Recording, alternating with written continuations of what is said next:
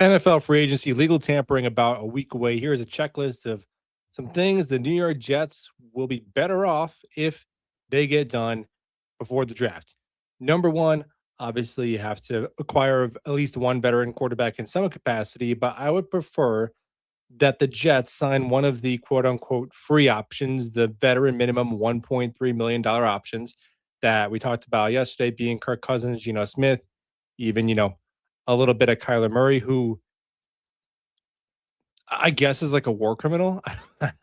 I've seen worse, man. If Kyler Murray makes $1.3 million to muck about for the Jets for this inconsequential season, then so be it. But yeah, more like Kirk or Gino, because you could get them for essentially free in terms of void years, dead money, draft capital. If they're going to trade for one, I like it to be a late round pick for Brissett. The Cardinals have been linked to Garoppolo. Does a new coaching staff want to get a guy they're familiar with in as their kind of veteran, their version of Brissett?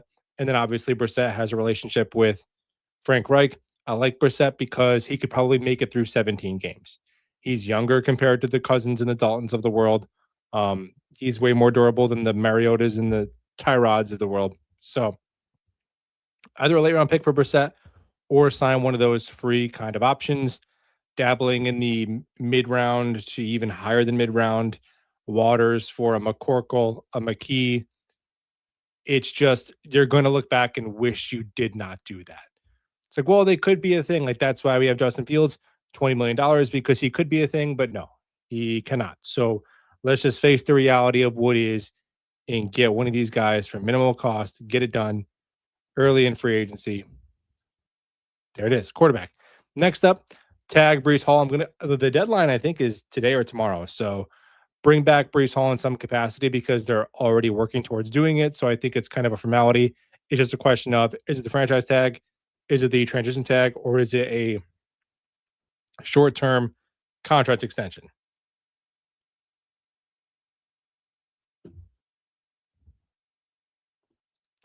Next would be a significant safety investment on day one. They don't got to go to the $15 million, but some sort of safety who can come in and they're a legitimate starter, like above the Whiteheads and the Ciscos, a notch above that, where it's like, hey, man, this guy, we're not going to be looking up when can we cut him. We're not going to be talking about benching him. Whatever flavor you like. You like Brisker, you like Curl, even Jalen Thompson, I think, is a guy who's a little bit underrated. Get a real safety in here. That's probably one of the biggest first investments they're going to make outside of the quarterback position. Next, I think they could use a 3-tech, 5-tech combination kind of defensive tackle who has a bit more of a pass rush upside, because Phillips, like right now when they go, and if they're in a pure 3-4 look as the roster is right now, you're probably looking at Harrison Phillips and Juwan Briggs starting on opposite sides as your defenses, your 3-4 ends on opposite sides of Tavondre Sweat, which you could do worse, but I think you want some other body in there. That's a 3-4 end. Obviously, JFM would be awesome, but even beyond that, like Javon Hargrave, who's a veteran who was just released from the Vikings, who had 4 or 5 sacks, close to over 35 pressures last year. Somebody like that who could play 55, 60% of the snaps for you and be a backup 3-tech to Briggs in your 4-3 look and a starter alongside Briggs in your 3-4 looks. Next up, a linebacker starter. So Alex Anzalone, I guess I'm penciling him in. But you can, like, safety and linebacker are things that you can find a starter in free agency, right? It's not wide receiver 1, left tackle, edge. You can find a starter, so do that. I would still say a tight end that has over 400 career receiving yards, because that would lead the Jets. I think Ruckert has improved himself to be like he's an NFL player. He's at least a tight end 3. Maybe he could be a tight end 2 with like another year and a better quarterback, but there's no reason that they shouldn't also add another professional tight end. Mason Taylor's making minimal money. You paid Ruckert, what, $4 million? I mean, you could bring in another veteran and you're paying the entire room $10 million in AAV. So a tight end with over 400 career receiving yards, I like Charlie Kolar a lot. There's also Noah Fant if you want to go a little bit older, maybe a little bit cheaper, shorter term. Then I would say both an edge 3 and a wide receiver 3. Well, it's like, well, who's our edge 2? Who's our wide receiver 2? I get it, but this is you're factoring in they're going to have 4 draft picks, and if they don't take a quarterback, all 4 of those picks are going to be like immediate, highly impact starters. Which, by the way, I don't get the idea of like you can't take a quarterback. All of these picks need to be immediate starters right now. If you take a pick and they are not on the top of the depth chart by July 18th, it was a wasted pick. Like, yeah, man, the Giants and Saints needed that too. Do they regret taking their quarterback? Because he wasn't an impact starter week 1. Like, what are we talking about, man? Either the quarterback can play or they can't. So I don't understand that logic. But if they don't take a quarterback, then yes, obviously, if it's a position player, then sure. They have enough holes where those players are going to find ways on the field if they could play at all. So I would say an edge 3 and a wide receiver 3 kind of player, because you're probably going to get your edge 1 at pick number 2. And if you get a wide receiver 3 type, then you go into the draft where you're like, you know what? Garrett Wilson, A.D. Mitchell, Christian Kirk. Okay, if the board rolls a certain way where we're not getting a receiver till a little bit later than we wanted, like it's something survivable, right? And then an edge 3 type like a Leonard Floyd is an outside linebacker who can play 40% of snaps and like you're okay. Right? Because when McDonald like your edge 2, if you want to think about it that way. But your edge 1 is to be Reese or Bailey, but another player, because right now there's no edge depth at all. And wide receiver depth, there's some names there, but it's a lot of unproven. And then finally, I would say at least 1 cornerback veteran. That's a depth player. And I would say 2 offensive line veteran signings like on the cheap. So all that together is going to be pretty expensive. Because even those rotational, like the wide receiver 3, the edge 3, it's a decent amount of money. You know, like the center from the Detroit that was just released, you sign him for cheap as a backup interior lineman. You got away with Mitchell and a core 4 last year. Do you want to run that back or get something a little bit better at swing tackle? That would be the list for me, where now you're heading into the draft, and if you do all that, and all of a sudden you take those 4 picks and they are all starters contributing right away, all of a sudden the depth chart, you're probably going to look like a normal roster. Not great, but you should be able to look like a normal roster where you're going up against another opponent and it's not like a David versus Goliath situation, as it felt like when the Jets were playing the Patriots last year after the trades and everyone was shut down on injuries in the tank mode. The roster can look dramatically different year in and year out with football as much as any other sport. Obviously, bring Nick Folk back. That would be one for sure.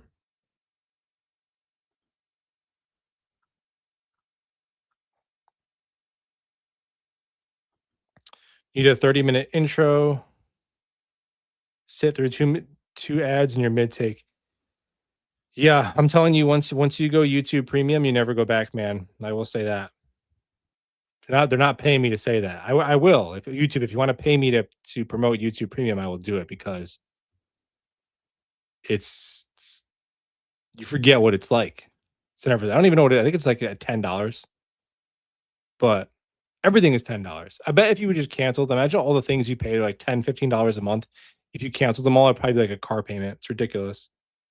So they get you.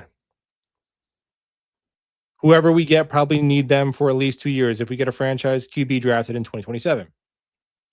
At quarterback, well, that's also why I like the idea of Brissett, because you know what Brissett is. You're not fooling yourself. You're not saying Spencer Rattler or Tanner McKee have upside. I know they might, but they really probably don't. If we're being honest, like they probably don't. So you're just, you know what it is. You're paying for what he is. You can extend him to a second year, and it's going to be like, what, $6 million, because you're still paying him for Brissett. You're not paying him for what he might become. Like if he goes in a cocoon and he comes out a butterfly, no, he's a caterpillar. He's going to be a caterpillar next year. You pay him caterpillar money. You send a caterpillar draft pick. You get a caterpillar. You're not fooling yourself that he's going to become a butterfly. That's what I like about Brissett. He is what he is. The worst thing would be Mac Jones, because he'd be so expensive. Jonathan Vilma on a broadcast late in the year last year said the Jets should send a first round pick for Mac Jones. He is working for the enemy. That would be crazy. Just take Ty Simpson if you're going to just waste a first round pick on McCorkle Jones. My goodness. But yeah, that's what is appealing to me about Brissett. 2-year bridgy backup kind of solution.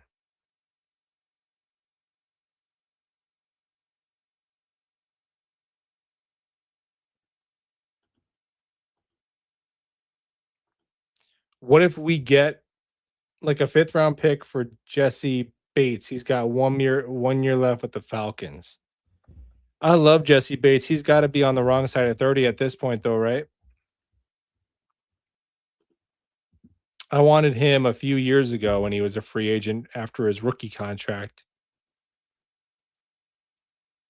All right, he's 29, so I don't know if the Falcons want to get rid of him, but I guess he goes right into the Minkah Fitzpatrick bucket where, yeah, I mean, very late round pick because it's an expensive contract for an older player.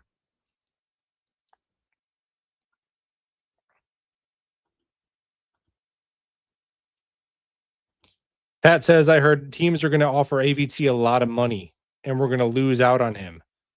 I'd rather have him than John Simpson. Well, it seems like the Jets are going to let AVT and Simpson at least test the market. Like they're not in a rush to get that done before free agency. Because I think AVT also kind of wants to see what's out there for him. It's not like Breece, the contract is pretty slotted. You have the tag numbers, you have a lot of running back contract precedents. You kind of know what the money's going to be. Look at what Kyron Lacey got last year. But with AVT, like what is a player who can play guard, can play tackle? Some teams might view him as their left guard, their right guard. Some teams might want him to play right tackle. Where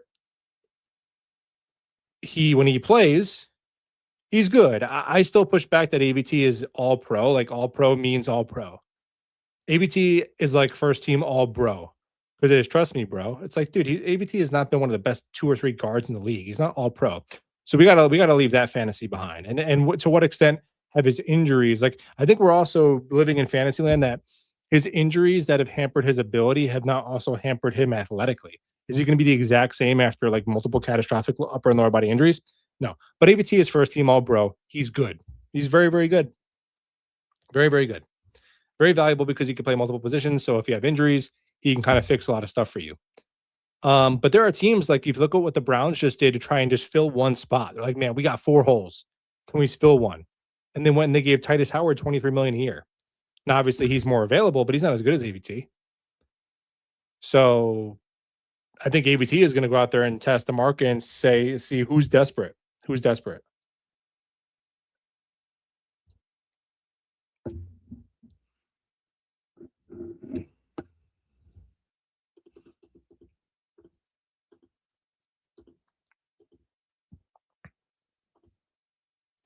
As David asks, as armchair GM, what are you doing with Breece? I feel like we should give him a bit higher than the Kyron deal, like 3 years, 36 million. I think that's about right for him. I don't know, to be honest, I don't know if Breece is worth much more than that. And Breece, he's right on the cusp of running backs because honestly, there's only a handful of running backs that truly matter at all. I don't know if Breece is one of them. He's really close. He might be the line. Like if your running back is better than Breece Hall, you pay him. If he's not, you move on and you just draft another one. Like it's the Breece Hall line. He really is right on the line. Because if there's very few running backs that move the needle towards like winning. But the problem is running backs are ceiling raisers. So the Jets have had so many problems that it's hard to assess Breece Hall's value because running backs are not valuable to not good teams. Like I know all positions, I guess, if your team is trash, you're not going to be as valuable, but you get what I'm saying. Like an offensive line is a floor raising unit. An edge, like a pass rush, is a floor raising unit. The Houston Texans, CJ Stroud turned into a pumpkin. They could still hang in playoff games because of their pass rush, right? But running back is a floor raising thing. The Jets have had like no floor to their offense recently. The one year they did with Aaron Rodgers, Breece had like fumble and drop issues, of course. Like, so I'm not really sure. I really don't have a hot take on Breece Hall. I just think, okay, they didn't trade him, so now they're going to keep him around. So let's just do that. Right. I think he's definitely a player that could, you like, we wouldn't be, I wouldn't be shocked if he went to a good team and crushed it. I wouldn't be shocked. You know, would I be shocked if he got a nice little payday and kind of kicked it into neutral? Like, there's always that too. I don't know, man. That's why I think they're trying to do the tag, kind of an in between.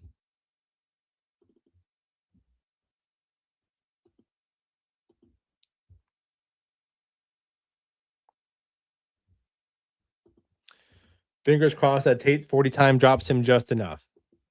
I don't know how much it'll matter, but I do think that there's a chance that either him or Lemon, well, Lemon, I guess, is having a bad process or whatever. It's his turn. Remember last year was Tedderall McMillan doesn't love football. T Mac was the most nitpicked wide receiver prospect ever. He was awesome. But yeah, Tate or Lemon, if one of them make it to 16, that would be great. I'm not ruling that out. Like, it's just you could just go by one team at a time, and you could easily give a reason of why they would take a different prospect than the wide receivers. A lot of teams need corner, edge rusher. You got guys who are probably just seen as better at other positions. Love, Downs, Styles.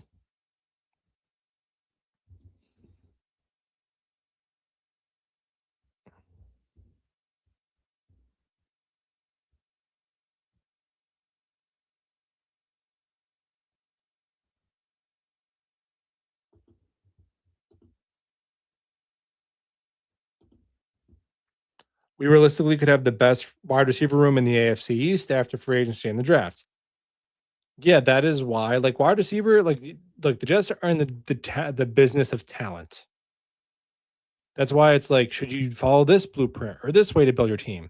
Or no, this team way back in 1986, the Red River Riders built their team this way, and no team has ever, like, we're just get the talent.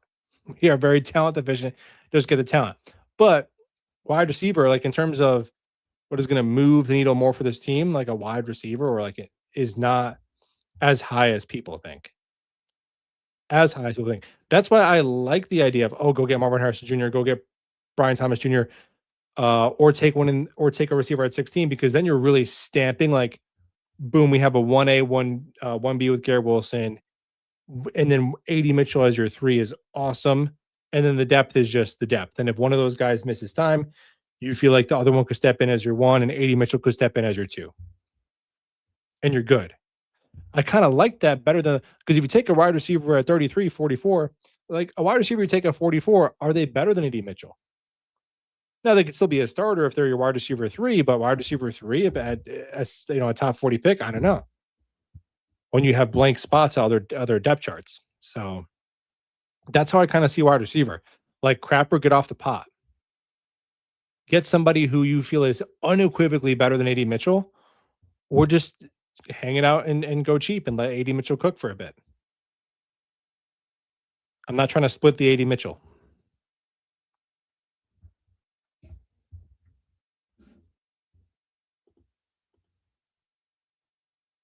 But yeah, I mean, the Patriots and Bills, they are not better than the Jets because of they were not better than the Jets because of their offensive skill position unit. Like, if you put Garrett Wilson, AD Mitchell, Mason Taylor, and Breece Hall on the Bills, and then put Khalil Shakir and Keon Coleman and Dalton Kincaid and James Cook on the Jets, nothing would change. And even the Bills' offensive line analytics are really good, but it's Josh Allen. If we're being honest, I enjoy when he turns the ball over in the playoffs. I do enjoy it. It's a great hate watch. But the dude's carrying. He's been carrying them for a few years, man. Their defense has been fraudulent. Every big playoff game, the defense goes up 40 points. The wide receiver room is absolute trash. Like, Khalil Shakir is basically a souped up Braxton Berrios. And Josh Allen's a walking, 40 touchdowns. And you have a top 10 offense every time he's your quarterback. That offensive line, all those stats are completely carried by Josh Allen scrambling 10 feet, 10 yards behind the line of scrimmage, closing his eyes, doing a 360 and throwing a pass out of his ass cheek. That's like a dot down the sideline. So that's why the Bills are better. Yes, their coach, they had like McDermott gave them a floor of competent coaching. You have to give him credit for he did break the playoff drought before they got a good quarterback, but there's a few quarterbacks where it's just like everything else just falls into place. And Allen and the Bills have one of them. I'm not convinced Drake May is that yet, although if the Jets take a quarterback and he looks like Drake May in year 2, I think we would take it. I would accept it.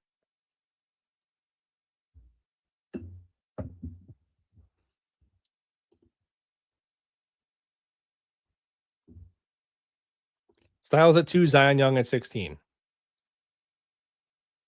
I mean, in a vacuum, like, do I think that those are two players that wouldn't be crazy at their draft slot and would justify their and our needs for the Jets?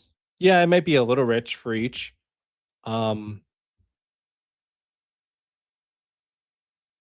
Yeah, I just I don't know, man. I really think it's going to be between Reese or Bailey.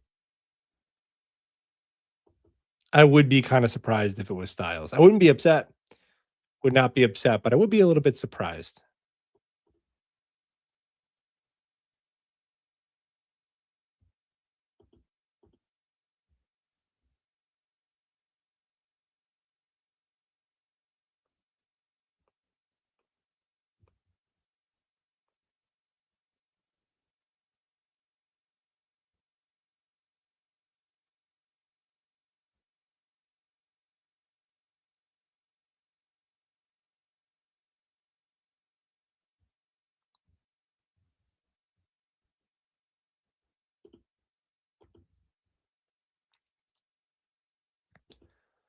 John is starting to get the itch for interior offensive line at 16. Yeah, you could take Vega Ione.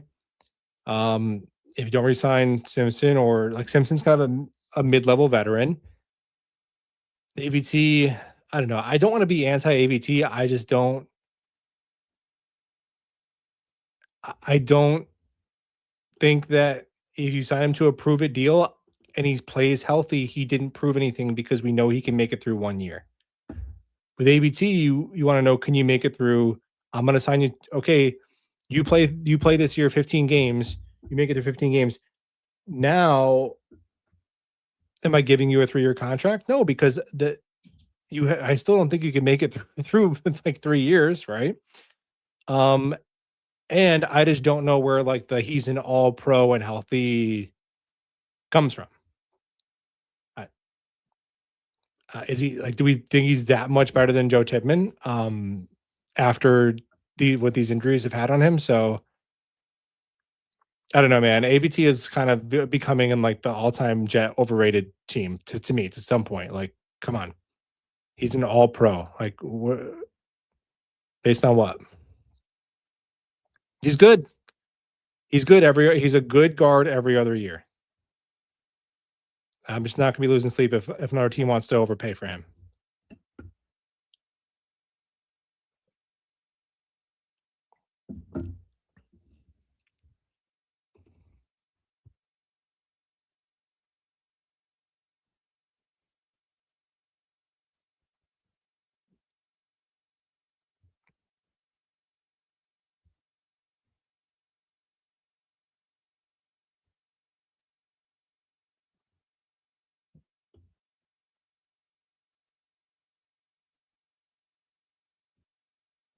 Yeah, he's first team all bro. He's first team all trust me, bro. Like, it's one of those things like one person said at one time, like AVT is an all pro when healthy. Now it's like something that just gets said. And it's like based on what, man? He's good. Anyway, I'll leave it there because they're going to resign him, and then I'm going to have to come on here, you guys, and be like, you hate AVT. Unless he goes to the Eagles. If he goes to a bad team, then he'll probably be injured. Or if he stays in the Jets, he'll be injured. If like Landon Dickerson retires and he goes to the Eagles, then he will play like 6 years in a row. healthy. So it depends on where he's going. If he's going to go to the Eagles, then I want to keep him. If he's going to go to the Browns, then he can go. There you go, ABT. Fair enough.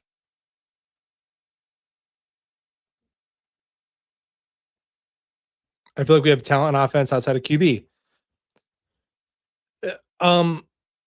There's more to work with on offense than them being the 30th ranked offense would lead you to believe. Right? Again, if you put in Josh Allen to the Jets offensive personnel and like Justin Fields and Brady Cook to the Bills personnel, like, yeah, just given that the Bills are a stable like organization and like functional, I'm sure they'd win more games, but it wouldn't be that. Maybe that's a bad example because Josh Allen's like, maybe a better example would be like an average quarterback. I guess like the Falcons last year, like was the Falcons offensive personnel that much better than the Jets? I mean, they have Bijan Robinson, who's obviously better than Breece Hall. Drake London, Garrett Wilson. Yeah, that's better. I don't know. I have to think of like a perfectly mid offensive unit.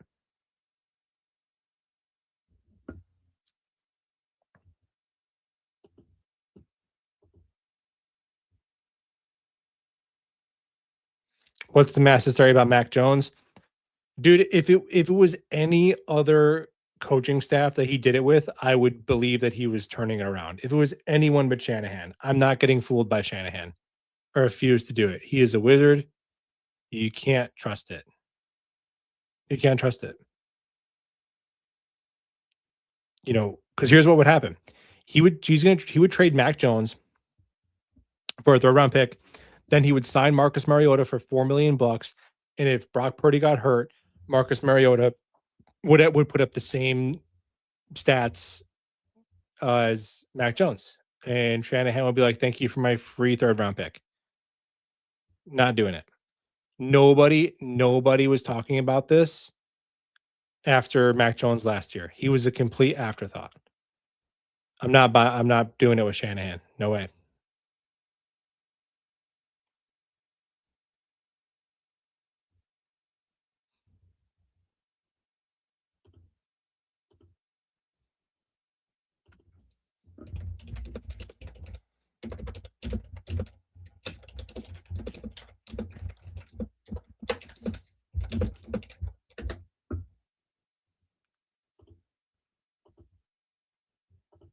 Charles thinks getting Minkah would be a steal.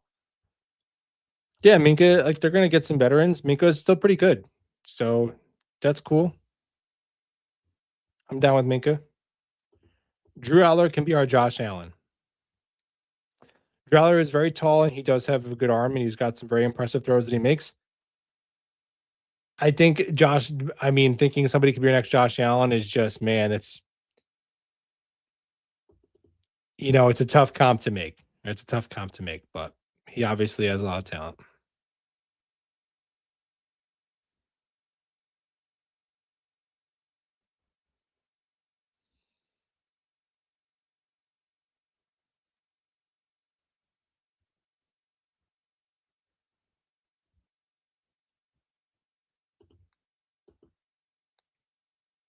Brissett is the best option. Yeah, I like Brissett a lot. Yeah, the only thing is, would they trade Brissett and then bring in their own like Jimmy? I saw Jimmy G rumor to them. Would they want Jimmy G and Brissett? Maybe. Thanks, Dave. Lemon at 2, AJ Parker at 16. You mean TJ Parker? I would say no, just because I think there's a chance either Lemon makes it to 16 or Lemon makes it to like 12, 13, where if you really want him, you can come up a couple of spots. So just playing the board of what's the best stuff you can get. I don't think wide receiver at 2. I just don't think they're going to do that. I would be shocked if they take a wide receiver at 2. I know the draft is still a long way away, but like it was last year, it kind of became right after the combine. It was pretty much like, okay, is it going to be Membu? Is it going to be Warren or maybe McMillan? But it kind of felt like Membu or Warren. And I think that's what it is now. I think it's just Reese or Bailey.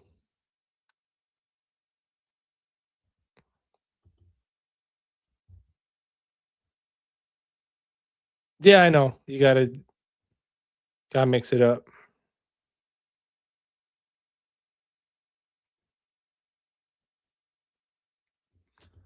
Why does it seem like Jet fans consistently overrate their mediocre players or more than other franchises?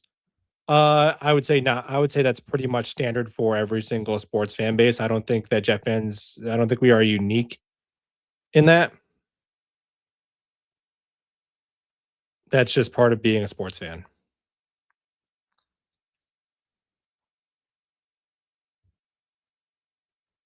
And because sometimes we see these mediocre players go somewhere else and then they're actually good. Every now and then that happens. So then we're like, well, what the heck?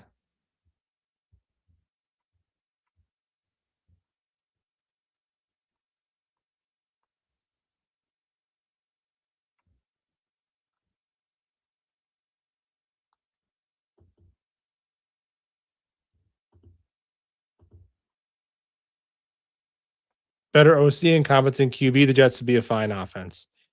Yeah, I mean, yeah, it's just only that, right? Our car only needs a four wheels and an engine. But yeah, man, I mean, really, your offensive, if you have an offensive line, a QB, and a play caller, you could really have a bunch of Jags at skill positions, and you're going to be fine. The skill positions are ceiling raisers. The OC, the QB, and the offensive line set the floor.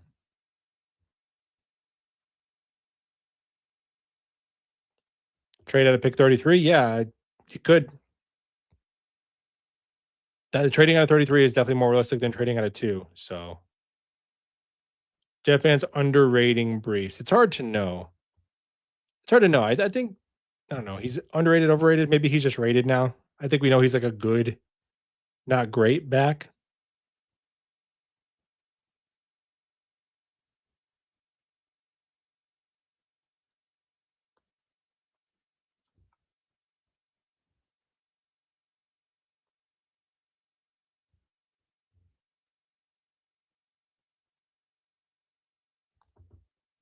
I don't think our GM or coach know how to pick pass beyond pick 44.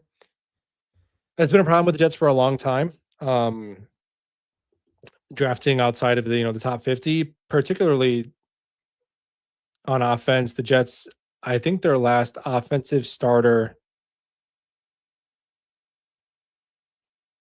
that they drafted was, I think it was Brian Winters, is the last player that started for multiple years for them that they drafted outside of the top 50. Um, and their last starter in general was Jordan Jenkins.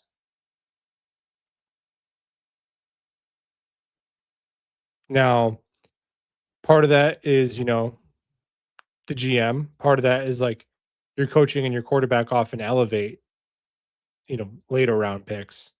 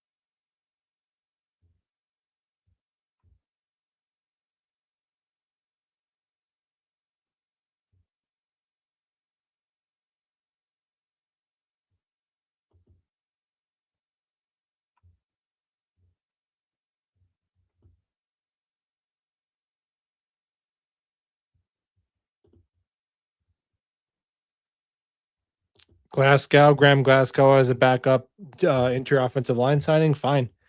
Right, the Lions, they want to pay him 5 million, so you're probably talking about a Myers level guy to be on the interior offensive line. That's fine.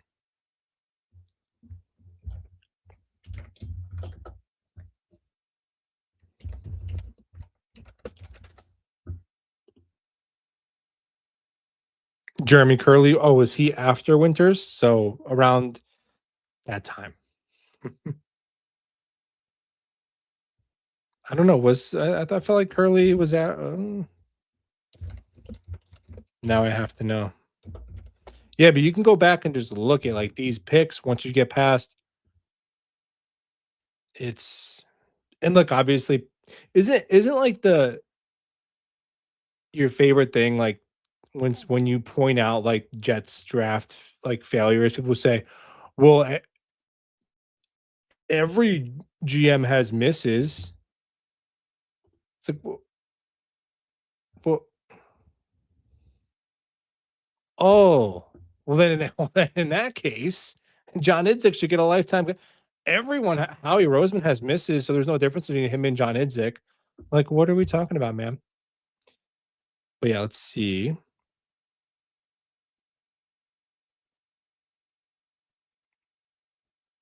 Some of these names, man.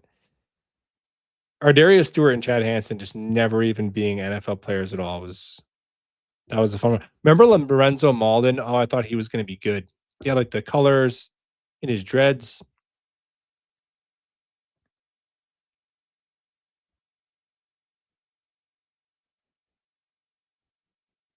Brian Winters was drafted in 2013. Curley was before him. Curley was 2011. So yeah, Brian Winters 2011, pick 72 overall.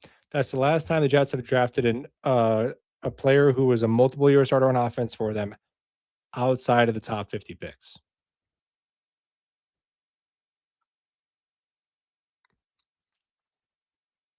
Because and they got two in 2011 with Bilal Powell and Jeremy Curley.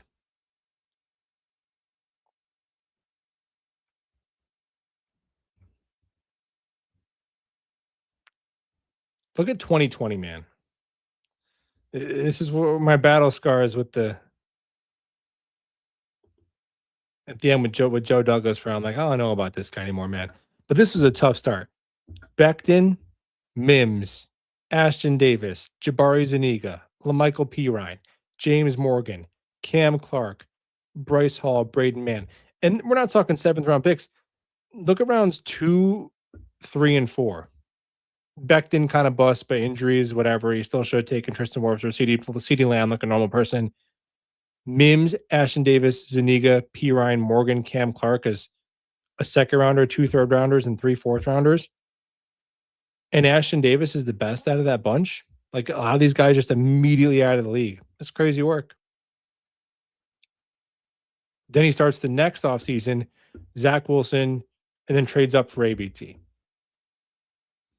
That like that was it. That was it. That was it. There's no coming back from that.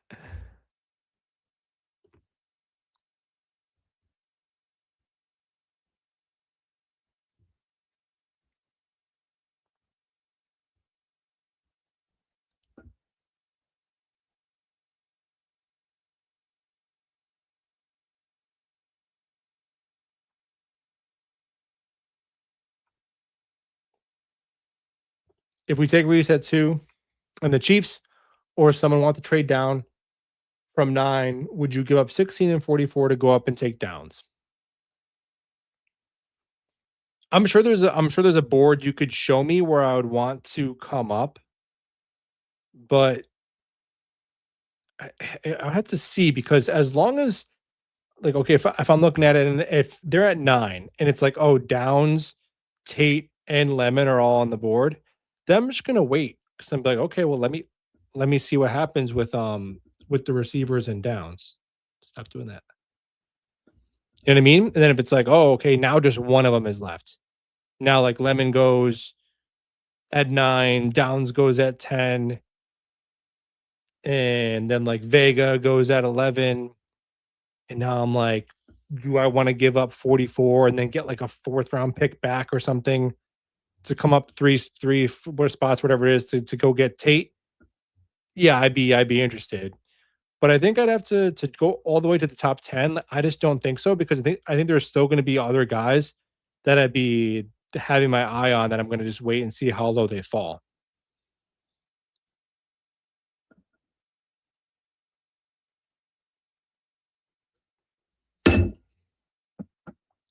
Jeez.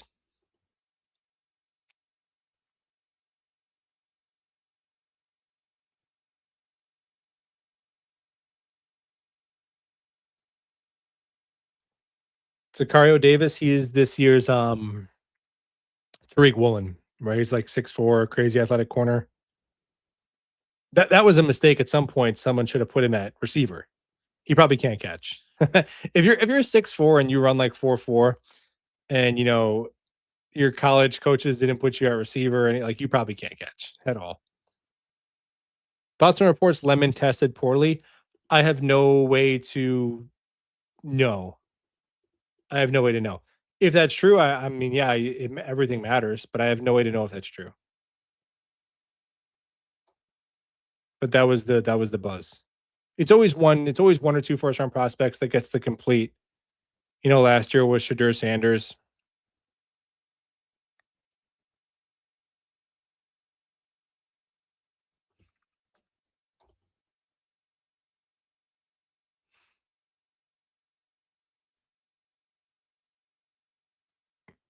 Devin Smith, yeah, I think he tore both of his ACLs. But but I remember, I don't know why. There's very specific Jets moments that I remember, and I remember that the Jets were playing the Houston Texans in 2015, and this is when they started to go off the rails. They lost to TJ Yates at quarterback. I remember DeAndre Hopkins burnt Revis for a touchdown. JJ Watt wrecked their day, and Devin Smith dropped a wide open touchdown from Ryan Fitzpatrick. And we put it all on the Buffalo game, but obviously that's one of those games where you go back. If you win that one, you're in the playoffs, and we have not been anywhere. That was the closest we've been last how many years.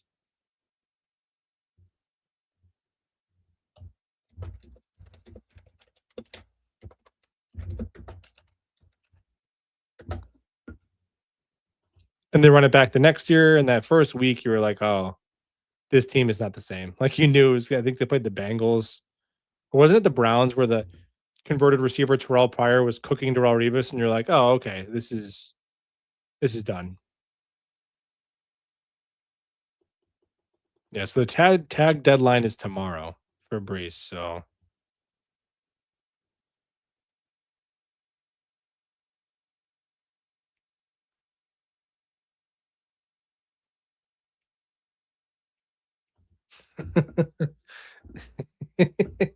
you'll forget that before it's Wojak Horseman.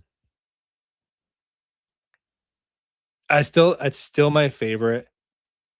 How I was on Jake Osmond show, and there people in the comments were like, "How are you making excuses that they were playing these bad players like Wojak Horseman?"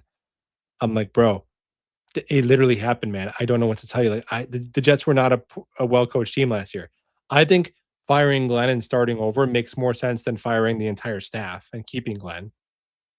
So yeah, there's my 2 cents about that. But at the same time, I'm like, dude, look, they were playing the BoJack Horsemans of the world. Like they were really doing that. It's not an opinion or an excuse. Like that was just the thing that was happening.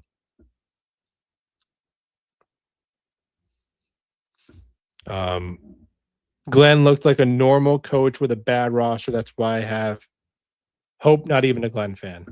It's hard to even like, dude. I feel like our memories of it just gets so distorted because of how bad they were when the season ended. I feel like I don't even remember. I don't remember how I felt when they were 3-9. Like I really don't remember. I could go back and watch a video. It's it's like almost two different seasons. Um yeah, I just think the issue was it was you start 0-7, right? I think that was more problematic than how they finished. And so I think they were pretty bad in other metrics, like maybe a little bit of bad luck, like you could have been 1-6, but pretty horrific in some other metrics besides just the wins and losses. Obviously, where they became historic, like in terms of point differential and all of that, like that was really those bad stats were really padded with the tank, right? Also, no interceptions. I don't think that's excusable. That to me is a coaching point because Wilkes's defenses never get interceptions.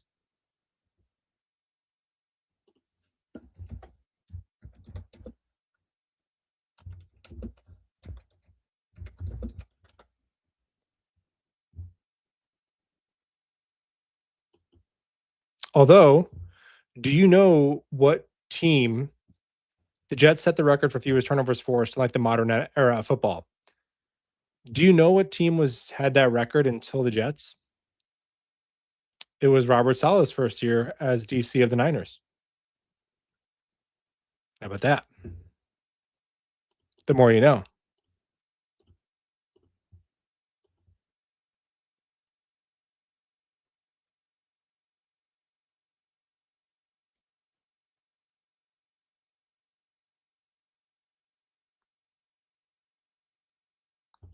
Jeremiah Love.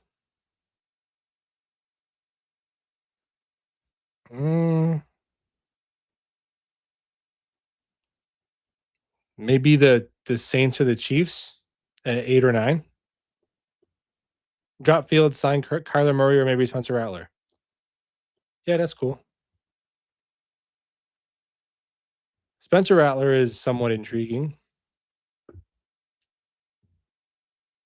I mean, not really, but based on the options, like I, he was listed in an article that listed Tyler Bagent. So I'm like, yeah, I guess I'd rather try Spencer Rattler than Tyler Bagent.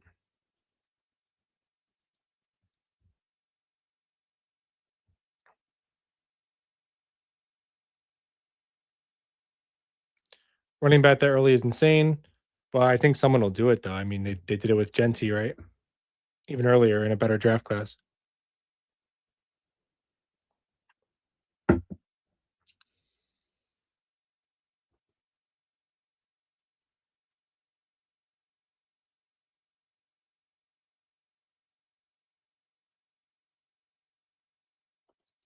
Billy says, I understand that Fields is never a good QB, but what the hell happened to him last season? I mean, he went from a marginal NFL QB to someone who could not play at all. Crazy. Yeah, well, I think that's why it is a fair. And like once we're out of the fray of the season, we can kind of just like talk. You can kind of just acknowledge stuff like this because during the season, it's like everyone, like once the Jet season goes bad, it's like everyone clings to their side. Like, no, it's all Glenn. All these players are trash. We were always supposed to be the worst team ever. Or like, oh my gosh, it's all Glenn's fault. We were fine before him. If we fire him, we will ascend into like Nirvana. Right? That's what kind of happens. Like you pick who you're going to get mad at, and then the other fans who agree with the other thing are bad. All that stuff every year. It's terrible. But it's like, yeah, man. Justin Fields playing the worst he's played since his rookie year is obviously bad. Like that's a particularly when you sign him with the idea that our coaching is going to make him better. And then when he does worse, it's like, well, that's probably a somewhat of an indictment on your coaching. And I also think that it didn't seem like Tanner Engstrom was really interested in doing like, I'm like, do you know Justin Fields is your quarterback? Because that's it's not Jared Goff. And maybe it was when Fields got hit or concussed early because they did way more of the read option in that first game than they ever did again. But it's like, yeah, dude, you gotta have to lean into Fields being your quarterback where it seemed like the Jets. Now I know that I know a lot goes into it. I'm not trying to say they're operating like you know, like a franchise mode in Madden, but it seemed a little bit like just haphazardly. Hey, we don't have a quarterback. Fields is kind of young. Maybe he could do a thing. Now, in terms of, oh, we have a rookie OC who's coming from a system where he coached the literal complete opposite. If you could pick two opposite quarterbacks who started NFL games last year, it would be Jared Goff and Justin Fields. And now he's gonna like coach up Fields, and I think he was just Tanner Engstrom is just running like, okay, here is our concept. Here it is. We're running wide receiver drag. Here it is. Just click, right? That's a problem with these young OCs who are promoted. It takes a while to become a coach. You could be a decent play designer. I thought he was a decent play designer. There's guys open sometimes. But being a decent play designer is different than being a good offensive coach because sometimes you got to step back and say, wait a minute, Justin Fields is my quarterback. Right? Like you need like a shot collar that just reminds him, like shock, and then in his ears it says, Justin Fields is your quarterback. Justin Fields is your quarterback, like every 3 play calls. So it didn't seem like there was like a symbiosis between, like, everyone was on board with that. Like AG and Moody was like, oh, Justin Fields exists. He's a person. He's young, not old. Young is better than old. He can run. That sometimes could be good. It is football. Running matters a little bit. So we'll get him. Fennerington, you do your thing, buddy. You got it? You cool with that? Yeah, sure. But there was no like theory of mind with the Jets. It seems rarely. Like they're just kind of doing random individually related stuff that doesn't all connect to each other. That's how it feels what the Jets are doing. And I think that's a valid criticism because they haven't found a way to win 8 games since forever. So probably there's some truth to that. Although it did better on the report cards. I thought Woody Johnson got the report cards banned, but there's like different report cards that they did better on. Aaron Glenn was given an A from the players because and the Jets, they got way better report card grades because I think those things are really like a referendum on overall morale. Because the Jets the year before, you fired the GM and the head coach midseason. It's a lot of disgruntled veterans. Like Hassan Reddick is freelancing, whatever. Rodgers stuff is happening. Hackett's in the boot. Like it's just a mess, a debacle. I think even 2024 was more of a mess than last year because there was expectations. There was highly paid veterans, all that hope was more of a mess. So they got very bad like reviews. They're like, you know what? Our locker room is trash. Like, is the locker room much better? No, probably not. But it was probably less of a toxic situation. Like if you had a toxic work environment and then they gave you a survey, like, how do you feel like the ambiance is in the staff lounge? You'd be like bad, even if it was fine, right? Because you're just gonna think everything is bad. But they did better. I think Woody Johnson got like a B- or something. Aaron Glenn got an A. You know why I actually am not surprised by that, and it's because something Harrison Phillips said. It's not even saying Aaron Glenn is necessarily a good coach, but I think something players I bet appreciate about Aaron Glenn is when Harrison Phillips said that he's the same guy. He was the same guy, win-loss, day one of camp to the end of the season. I think that is something that they would appreciate because he's your boss. Like we all have had bosses. Like you want to know what you're getting. I've had bosses who were kind of like an a-hole, but I knew like you're an a-hole on Monday, Tuesday, Wednesday, Thursday. You're an a-hole to me. You're an a-hole to the guy who makes more money than me. You're an a-hole to the janitor. You are the same a-hole, 365 to everybody gets it equally. Consistency. Consistency is a greatly appreciated thing. And authenticity. I think Aaron Glenn probably has those things. Now with the media, maybe it's a whole different thing. But we're with Saleh where, you know, they're in the hard knocks and he's like, we had one effing opportunity. And it's like, dude, this is not like Saleh kept trying to find, like Saleh was like a coach playing a coach on TV. He kept trying to find the thing to be. Where Aaron Glenn is like, this is just who I am. Now, at the end of the day, does that mean anything if you can't freaking win games and figure out how to kick a field goal instead of having Justin Fields throw a 7-yard out route when he hadn't hit a pass all day in London? No. But from a player's perspective, that's why, even though they were very bad, I'm not shocked that they gave Aaron Glenn a decent grade. Dean of the Jets, thanks, man. Excited for some Moogie late pick swaps for vets. Hell yeah, man. We don't need to draft 5th, 6th, and 7th round rookies. Not all of them are going to make the team. So do the Briggs. I like the Juwan Briggs rule. Now, the John Simpson rule did not do us good last season. So I don't know. We gotta find something else. Because the John Simpson last offseason and it did not yield good results.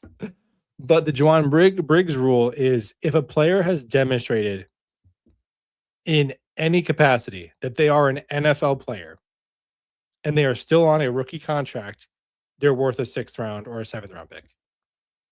Because obviously you're getting less time of that contract, but the vast majority of 6th and 7th round picks are not NFL players. So even if it's like, oh, this guy's a backup nickel back, He's got 2 years left on his contract. Send the 6th round pick. Right? So I hope to see more doing this, man. Camera's going rogue. There we go. Hassan Reddick. Hassan Reddick had oh my gosh, that was such a heist. I'm glad he wasn't good this year. I'm like, if this guy goes off and is really good for the Bucks, I swear. Also, apparently, according to Connor Hughes, the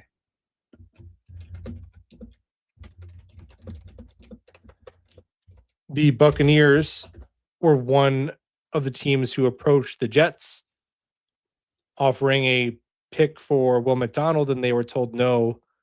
But that they would, they offered them Jermaine Johnson. So it seemed like the Jets, I think they have a pretty big, significant role for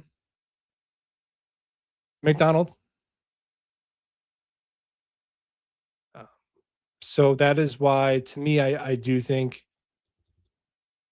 it's going to be Reese more so than Bailey. I think that is a tie-breaking kind of situation. I think the fit is just better if they envision a big role for McDonald. If they don't, and they just see him as a guy who's going to play 30% of the snaps, then it doesn't matter.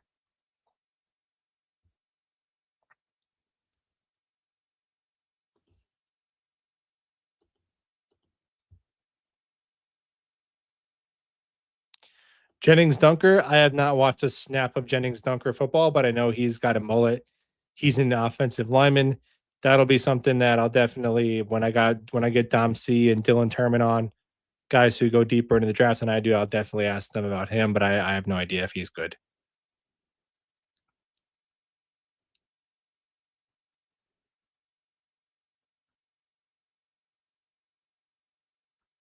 Yeah, we got that fool's gold with Glenn.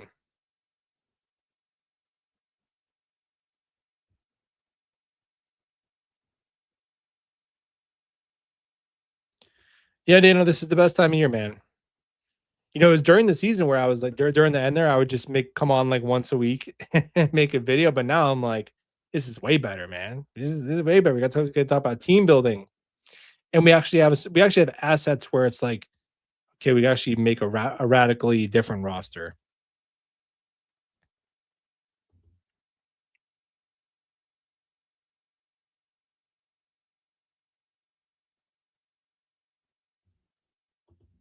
What's your self-proclaimed superpower?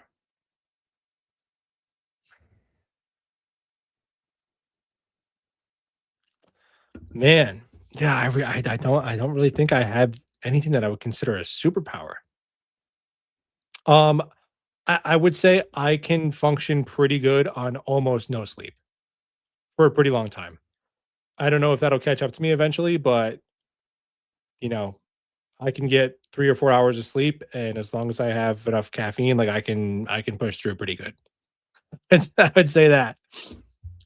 That's one. And I'm good at fixing things. And that today has almost become a superpower because we're kind of become a useless species. We can't fix any kind of stuff. Like I'm pretty much the only like out of my friends group, like even something that like, you know, doing your own car repairs or whatever, like is something that used to just be like you just did that, like everyone just did that. And now it's pretty rare. So there you go. Those are my 2 superpowers. I don't know if those count. That'll have to do.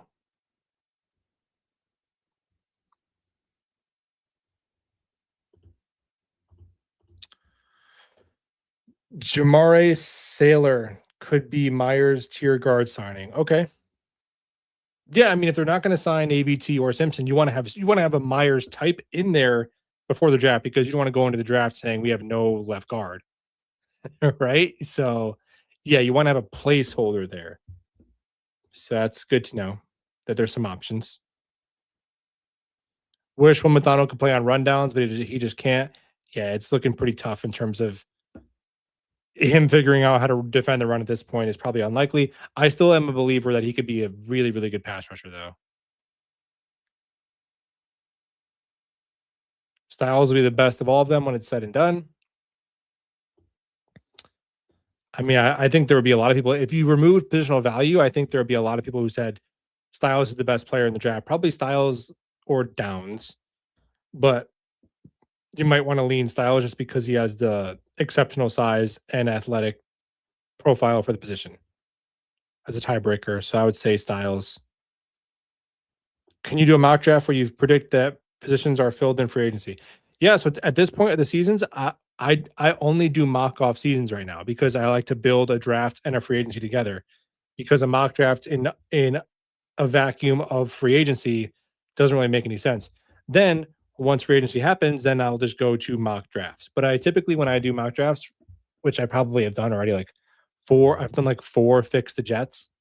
I always do free agency cuts trades all together. Put a nice bow on it.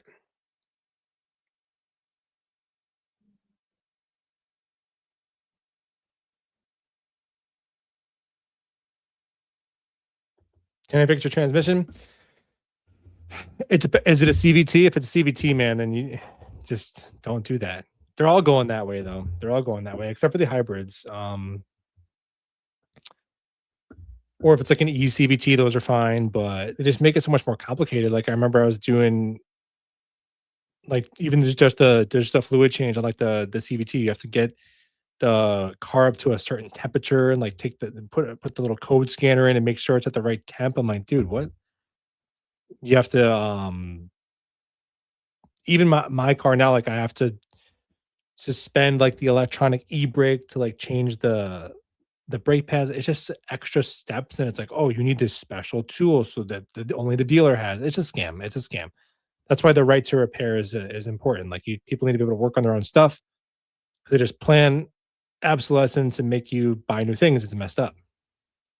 It's messed up. Cars used to work on. Even like I used to have a piece of junk Kia. It was a piece of junk, but every part was so easy to get. It was dirt cheap, and you could fix anything with like a ratchet set. Now your engine might catch on fire, and a 12-year-old could steal your car on TikTok. But besides that, my Kia served me very well.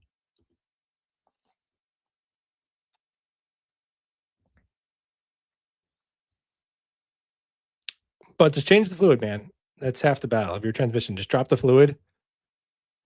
Just drop the pan, put another quart in, go around the block a couple times and see what's going on. That'll probably fix 80% of what ails you.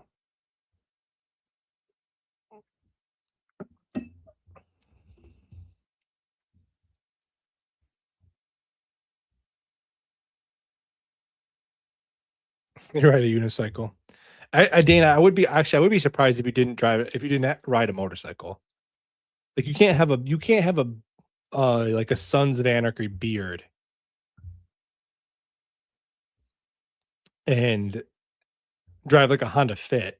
Like you got to drive a truck or a motorcycle if you have a beard that goes down like to your chest. Come on.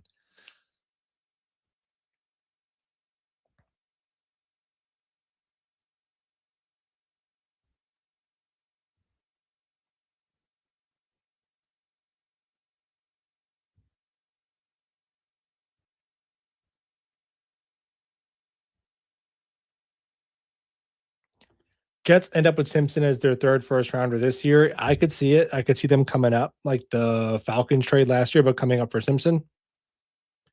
If they get Chubb, do they draft an edge? Yes, but I think you could get Chubb and draft an edge, right? Because you could have a 3-man rotation. And Chubb obviously played for Duker. He's a free agent. So Chubb is a nice call. You have 11 Harleys? Oh my gosh. That's crazy. That's cool though.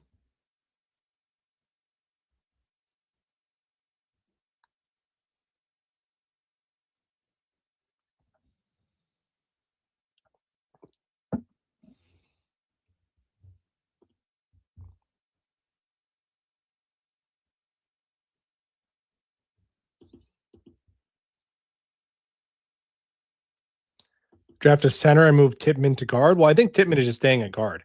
Like to me, Tippmann is just a guard. Colonel Tate fits good with the Jets. Seems to be really into the Jets. Yeah, I mean, ooh.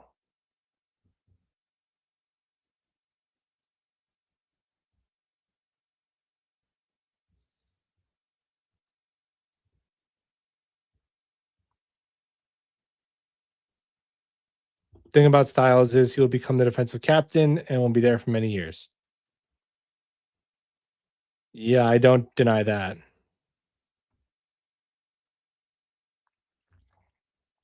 I think it's going to be Reese. I think I don't think they see Bane as a fit. I love Bane. Um,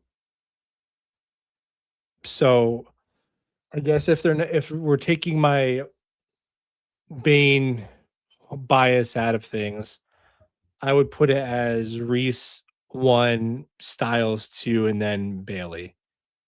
If those are the options, that's the order I would have them in. And I think I'm quite like good each step of that. Um Reese, I just think could really I think if he hits, he could really become like a defensive player of the year kind of force. Styles, man, Styles is gonna be so good though. But I think I'm more confident Styles will be elite. But I think if they both become elite, what Reese will be able to do would be more impactful. So I don't know. That's why I would I would love it if I just don't see a team that could really do it. I mean, I would love if if like if Robert Sala just thinks Arvo Reese is the next Parsons and he wants him and they're willing to give up like a second round pick to come to 2, I can go back to 4. I could take Sonny Styles or Ruben Bain or whatever, and I would be fine with it. And I'd have another second round pick. I love that.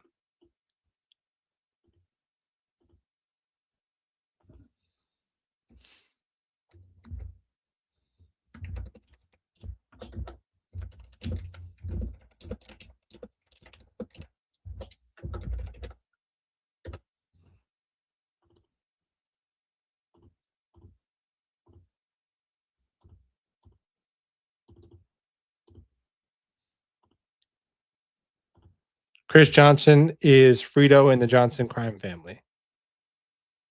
So is this the San Diego State defensive back, Chris Johnson?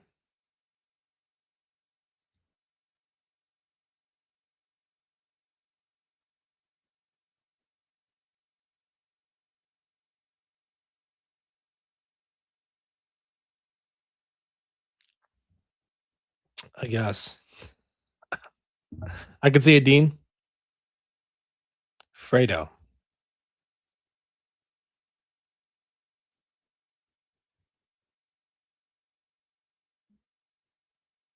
Oh, Woody's brother, Chris Johnson. I'm like, is it former running back Chris Johnson? Is it the second round corner Chris Johnson?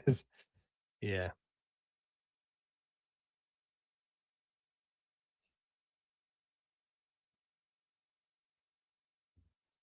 New microphone. Yeah. Um,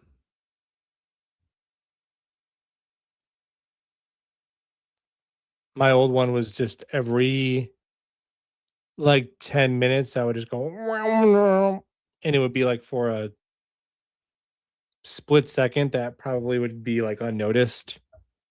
But I like listen back to make sure everything sounds good. And I'm like, just can't have it happening. So far this one's been good. So everyone said you got to get the Shure brand, but it definitely is. I think it's the sound quality is improved because the other one was a like a condenser mic, so it was just so sensitive to like the echoes behind me. It wasn't when I originally got it. I was doing the podcast in a bigger room and it worked better, but this one's been pretty good so far. It kind of like Dane, you get it. It kind of is a decent amount of crap you have to buy to just do a podcast.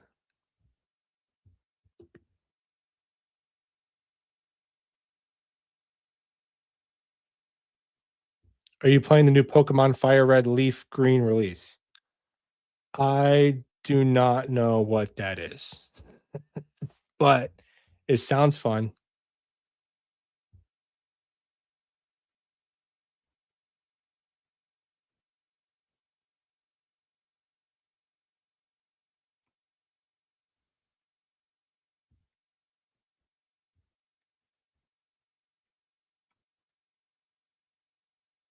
Any prospect you like at the combine? Cooper wide receiver? Yeah, I would. Omar Cooper Jr. at 16 all day. I think he's that good.